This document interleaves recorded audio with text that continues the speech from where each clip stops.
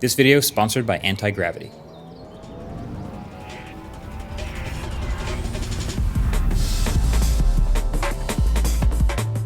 So this here is called the Antigravity A1. It is a drone, but it looks a bit different than what we've come to expect from drones. Now, I'll be the first to admit, while I've made 2 or 3 drone videos in the past, I'm not an expert. To me, drones are really, really good tools. And so they're very expensive, but they're really useful for someone who has a specific type of shot, a type of footage that they're trying to get. But this A1, this is a little different from any of the other popular drones that I've seen or tried. And it's the reason I want to showcase it, because after using it, it's not just a tool to get aerial footage, but it's also just fun. Like, it's just a straight up fun experience to just go out and fly it. So this is a genuinely new, interesting take on something that was already pretty awesome. So I was intrigued. Also, a reminder, they're sponsoring this video, so I'll be going over my experience and even some feedback for them by the end too. So A1 doesn't have a normal camera gimbal like you might expect from a drone. Instead, it has these 2 lenses, one at the top, one at the bottom. And that's because instead of having to control a singular camera while flying, the Antigravity A1 is essentially a 360 camera that's capturing all angles all the time that happens to be able to fly. We've had 360 cameras, stuff like this, for years. And the whole point of these is they're super versatile. So they're always recording everything around them in 360 all the time. And all you have to do is just kind of get the camera into position, and then you don't have to worry about framing. You just kind of do your thing, live that experience. And then later you can go back and frame it exactly how you want. So when these started getting really good, that's when people started getting really tricky with them, doing stuff like spinning them around on a string or throwing them or putting them up on these huge selfie sticks. So now the big unlock is it can fly. So because of all that, you can now just grab this A1, grab these goggles and this joystick, which I'll talk about in a minute, and just start flying. And as long as the subject you want to capture is generally nearby, you just worry about getting creative with the flying, and then you can do all the framing in post when you get home. And then just like the 360 cameras have that invisible selfie stick feature, these sensors and lenses are actually the same as the Insta360 X5. So through stitching, it makes the drone itself and the propellers completely invisible in your final footage. And then they've got a bunch of other great features like Sky Genie that can automatically orbit a subject that you select in your goggles. And my favorite, Deep Track, since I think really drones and car shoots go hand in hand. Basically, you can fly in a straight line, and then all you have to do is try and match the speed of the car as best you can, and Deep Track will pick up the car and frame your subject without having to do any keyframing. And then since it's a 360 camera, there's also some more creative ways to use the video you're capturing that work better on social media platforms, like these floating orb shots. Would you find a ton of use for this? No, probably not, but it's still a cool idea to see some weird perspectives like this. So as a tool for a video creator, it already feels like a game changer that you don't have to get the exact shot perfect in the moment. You can just focus on getting creative with the positioning. That is pretty sweet. The orb of recording 360 is 8K at 30 FPS, the correct frame rate. And so you can't take a 8K screenshot, but you can get pretty creative and have a good amount of flexibility with where you want to frame stuff up. The A1 is 249 grams, which if you've been into drones long enough before, you've heard that number. And that's exactly where it has to be regulatory compliant almost everywhere.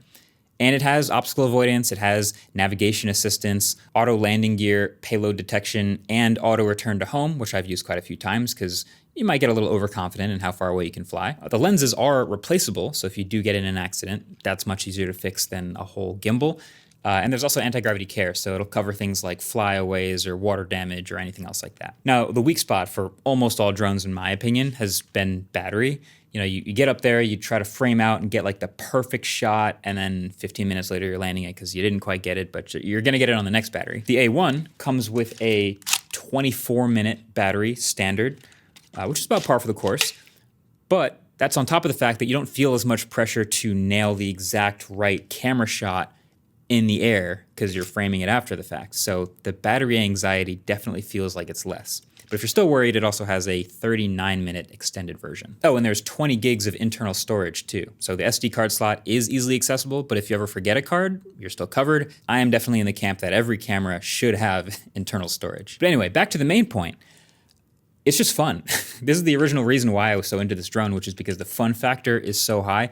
You could even honestly just go out and fly it around for fun, not even trying to get any specific shot, just having fun with it. You get a feed straight from the A1 to these FPV goggles that you wear, and then it's not like a normal FPV drone where you're always only looking forward as you fly. With the OmniLink transmission, You can fly in one direction, but freely move your head around and look around wherever you want to experience everything around you. It's kind of like you're a bird flying through the park and looking around, or like a mini jet or something. It's just incredibly immersive.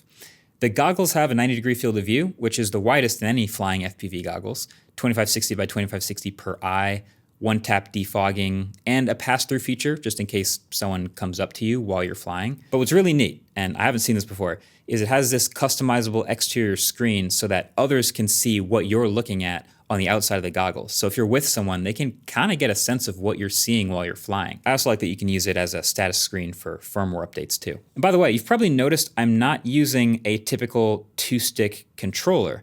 This is a joystick. And this is another one of those things that at first I was a little skeptical of, because there's a reason everyone uses those 2 sticks. It's just the muscle memory is baked in already. I already know exactly how to get that smooth sliding parallax shot we've all seen.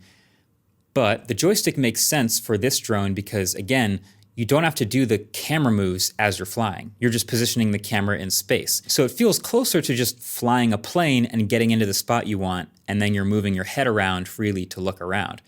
So I'm in on this joystick. There's an icon on the screen that shows where the front of the drone is pointing, and then all you do is just press the trigger and you're flying in that direction. And if you look away from the flight path, you get this little picture-in-picture window so you can still see what's in front of the drone. So it ends up feeling super intuitive.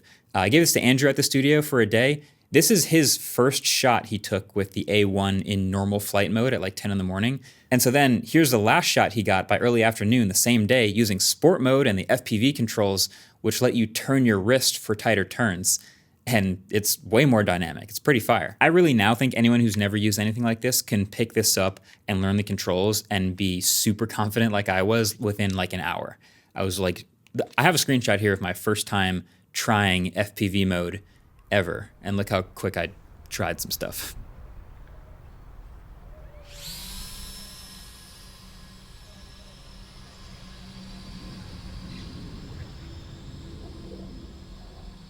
No problem, no worries. So what about someone who's not as technically savvy, but still wants to have some fun with a drone like this? Then it has those extra features. So one called SkyPath I think is really cool. So basically I fly a path that I think is really neat and record it. And then I give someone else the goggles, they put the goggles on, and the drone will fly the same path in real time, and then they can look around with the goggles in 360 and experience it live, which is, I think, really fun. They don't need any experience to see that. And it's pretty trippy, just floating around. I will say, pro tip, the first time you have someone try this, have them do it sitting down, just because they're gonna look down and they're gonna see themselves hundreds of feet off the ground, and just to be safe. Now, look, I know this is a sponsored video, but I also asked them if I could throw in a couple small things I noticed because I think people are gonna be thinking about buying this after watching this video, and it's not perfect. So first off, the stitching to hide the drone is impressive, but to the trained eye, there is this ever so slight smudge on the horizon of your footage. And that's basically where it's stitching together the 2 lenses. And for the most part, you don't really ever notice it, but there is a chance it can get in your shot if you're doing a lot of recording of things like right on the horizon line. So that's something to keep in mind. And then number 2, if you're gonna shoot in a public area, because you have the goggles on and the screen is lighting up, just be ready to explain that to people, because they can look kind of crazy. I was told they're also in the process of working on some goggle-less flights with a ring remote and gesture controls, which sounds pretty awesome. I haven't seen that in action yet, but I appreciate that they're still trying to find more ways to let people get creative with this drone. But speaking of these goggles, I do wish they had an extra strap like up at the top. It's kind of similar to any other like heavy thing. There's obviously displays up here, so if you have an extra strap at the top, it distributes the weight more evenly, it's more comfortable, would let you fly for multiple batteries without getting uncomfortable. But other than that, yeah, I've had a really good time just having fun with the Antigravity A1. This is not a review, but I'm sure there will be a bunch of other really good video reviews around the same time this drops, so I'll link those below when I see them. This is one of the most interesting hardware products I've seen in a while. Antigravity's biggest sale of the year is here, so you can save up to 25% off Antigravity A1, which saves you like $480. And you can save up to 20% off accessories as well during Amazon Prime Day. And the first 25 people who use my link will get a free flight battery and double lens replacement kit with purchase of the A1. So there it is. Thank you guys for watching. Catch you guys in the next one. Peace. Also, if you want to see how we shot that intro with the robot, here's the drone's perspective.